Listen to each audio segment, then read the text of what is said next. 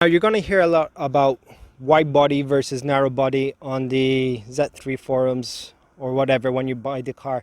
The facelift has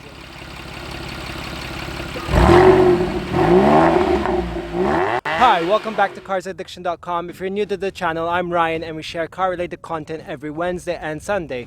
Wednesday is a short snippet of any car encounter I come across, and Sunday is a full-fledged video of a project I'm doing, any of my cars, or anything else car related. Now, while my other Z is in for the works, we're going to talk about a BMW Z3.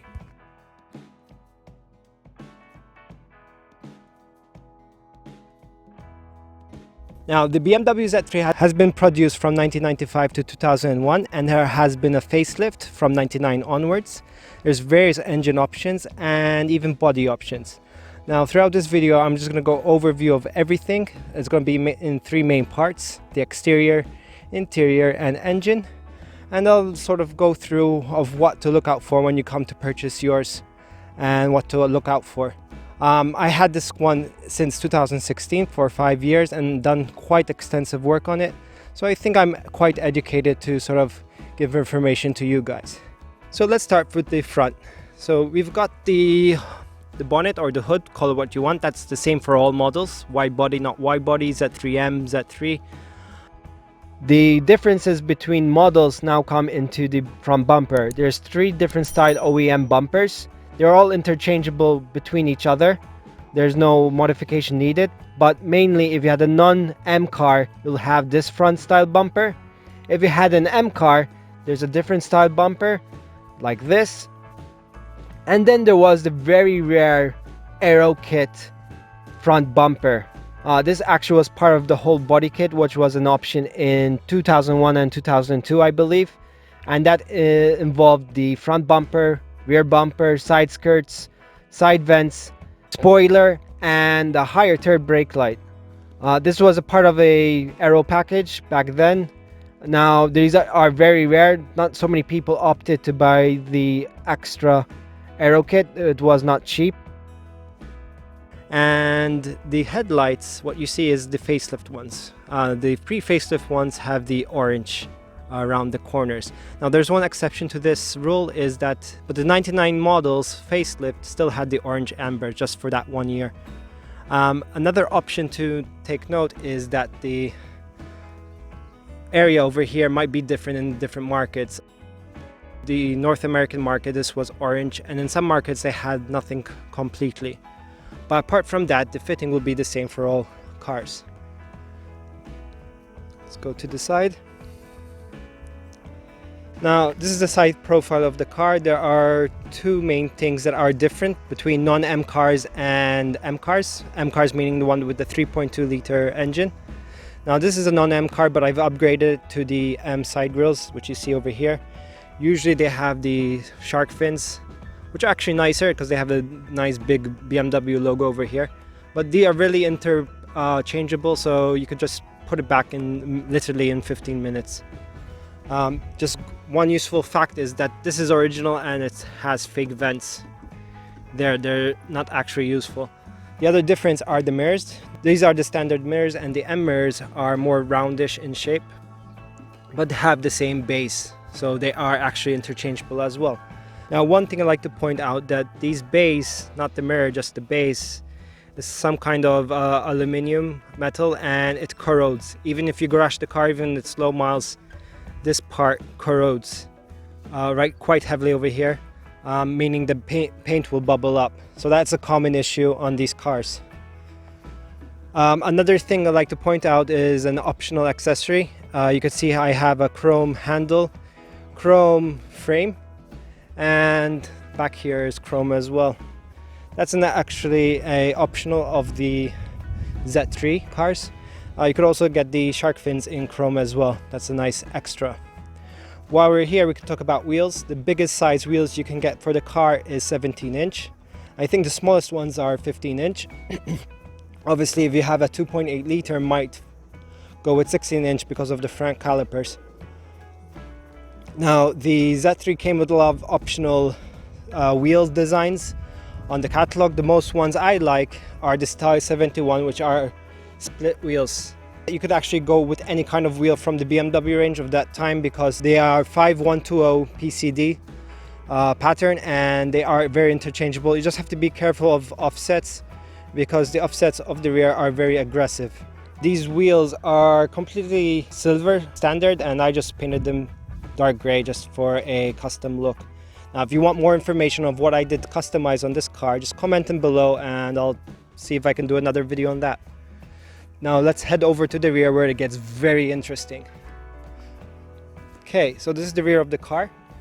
Now there is a lot of interesting facts on the rear of the car which you can actually tell straightforward what year the car is and what engine it has. First of all is the exhaust pipes. Now if it has only one set of exhaust pipes to the side, it's a non-M car. The M cars actually have quad exhaust and their license plate is actually up here because of the sort of exhaust pipe work. So straight off the bat we can know if we have a Z3M or Z3 on its own. Now another fact that we can decipher is that if there are two pipes on the side or single, the two pipes indicate that it's a 6-cylinder and the single one is a 4-cylinder engine. So that is correct with this one because this is a 2-liter 6-cylinder Z3. We'll get to the engine later. Now I might stand corrected from different markets on this, so please correct me in the comments below. Now straight off the bat we can tell this is a facelift because it has these unique taillights, whereas the pre-facelift ones had a complete, more rectangular look to them. Now I'd like to indicate that the facelift was between 1999 and 2001. In 1999 they had the orange design over here, the amber design over here with red, and 2001 they had the white with red. Now the white with red is more sort of sought after. In fact this is 99, originally came with the orange ones and I've upgraded them seamlessly. There's no modifications required, just simple bolt on and bolt off. If you're looking for a Z3 you might hear a lot of wide body versus narrow body. Basically that is to the pre-facelift because the facelift never had any difference, they're all the same. So the pre-facelift narrow body is a 4-cylinder engine and obviously the arches are a bit narrower. You could tell actually when you're looking at the tail light that there's a more bulge outwards. Now you could actually modify a pre-facelift non-wide body to a wide body, but you need to upgrade the bumpers, obviously the fenders and the rear skirts. You might have to play around with offsets of the wheels as well. So if you're looking for something wide body, just buy a facelift. You can't go any wrong. There's never been a non-wide body facelift, or look for a 6-cylinder pre-facelift. Saying that the difference between pre-facelift and facelift are, besides the tail lights, are going to be the trunk. That is very different, as obviously to accommodate the tail lights. The bumper is actually the same for the pre-facelift and facelift wide body. The pre-facelift non-wide body has a bumper of its own. You could also tell that this is different as well with the pre-facelift. One last thing on the exterior is the hardtop. Now BMW only produced one style of hardtop and this is it. It has a glass rear window which is actually heated as well, and inside we have the cloth as well. It mounts over here with a Torx T44 I think, and it bolts in over here with these latches right over there. Now there are two aftermarket hardtops available on the market, quite actually rare to find.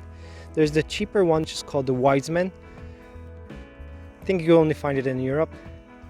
And then there's the more sort of sought after aftermarket one, the Harman, which has more aggressive look to it. Good luck finding one, but there's nothing better than OEM. Now one thing I'd like to emphasize is that if you want a hardtop for your Z3 Roadster, make sure you buy it with the car. Finding one after is going to cost you a lot, and it's not something you can ship, so you have to drive towards it if you find one at a good deal. So if you're buying a Z3 and you want a hardtop, make sure you buy one with it, or make sure you find it within the vicinity of where you're at. So let's get to the interior. Let's start with the trunk area. Okay, so toolkit wise, we have the road triangle on the side here. We've got a first aid kit, ignore this, and we have a cloth to put over our seat. If we ever have a flat tire, we can put the wheel onto the seat, and they provide a cloth for that. If we go here, you've got your battery. The battery is in the trunk, and this is the full toolkit. You got your wrenches and whatnot.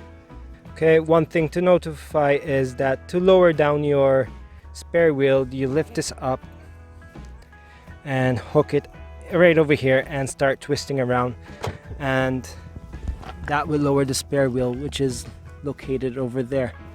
It's a bit awkward, so God forbid you get a flat tire on this car, but hey, it's a Z3 and it has a spare wheel. Some modern 7 series don't even have a spare wheel. Another thing to note is that you see this indent over here. This means that we have a Harman Kardon sound system in the car. You could have it, this is an optional onto the Z3. If your car is not equipped with it, basically you don't have this indent and you have more luggage space. Another option is this wind deflector, and basically it's a mesh cloth material that goes over your hoops and protects you from the wind when you have the soft top down. Now, another thing to note is I'm not sure if the powered roofs have this space over here. So this car has a powered roof, and basically it has this cloth blocking over here. I'm not sure if the non-powered roof might have more space right over there, but the pumps are right behind over there. Let's get inside the cockpit. Okay, we've got Roadster there. The difference between the coupe versions will have coupe, and obviously Z3M will have Z3M on that. You have your tire information right over here. Seat belts are all black. This is just aftermarket. If you have an M over here, that does not mean you have a Z3M. It's just the steering wheel design is of an M division. Okay, you have a lot of switch gears which are carried on from the E36, which is good in case you need to be replaced.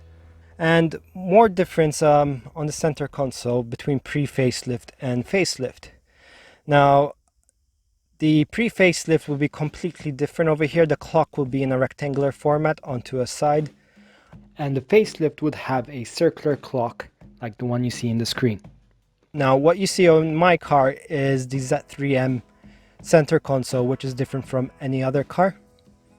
And with the Z3M console, you'll get the switches are moved downward towards more to the gear lever, and it's more sort of racy feel to it because you have the dials right towards you. Now, what you usually have is the battery, clock, and oil temperature.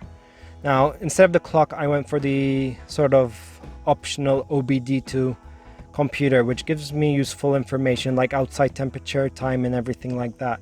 So I had like a 3-in-1 dial over here, and this is OEM. You can find it as well in the pre-facelift and facelift. And the way you can control that is using this over here, the BC, like that. So that's that. They do come in different colors. There's no one standard color. Even the sides over here, they can come in plastic or leather. Another optional is the seats. There's 3 kinds of seats. I'll share like something on the screen over here just to show you the difference between them. Now, they're all electrically powered, and aftermarket seats are very hard to find because obviously you're limited with height and even mounting space. But the sport seats or the Z3 seats are actually quite comfortable to have, not so much the standard ones. So you notice that this car has Harman Kardon system from the space in the rear trunk, which I've showed you, and that you have a subwoofer over here. Now, This is not standard, it's something I added as a small touch. But usually if you have this, is a Harman Kardon system. The roll bars are actually optional, but mandatory in the North American market, but not in the European market. So you might find this completely solid without the hoops. Depends which market you are in. Don't really have that much space at the back. You have the soft top over here. Now, depending on how well equipped your car is, you can easily indicate it over here by having all these switches full up. So if you have blanks over here, that means you have an extra missing. The usually extras are the heated seats from left and right. You have the traction control, you have the power soft top, air conditioning, and that's it. You also have some switches right over here, which is the rear demister. This is something with the alarm, and I've never actually encountered what this blank is supposed to be. I think it just is there, but I've modified it with USB and auxiliary for my radio. This is not standard, it's something I've done. Now let's get to the engine. The release is right over here on the driver's side, and the other release is fine near the headlight right over here, not the center. Release is right over there. So this is the engine bay exposed. As you can see, they refer to this as the clamshell because it actually exposed a lot of the car. The 6-cylinder is a nice sounding engine, that's why I went for it. Now across the world there are different engine options. Mainly there's a 4-cylinder, 1.8 or 1.9 depending which year you bought the car and where in the world. Then there is the 6-cylinder, which is the start from the 2 liter, 2.3, 2.5 and 2.8.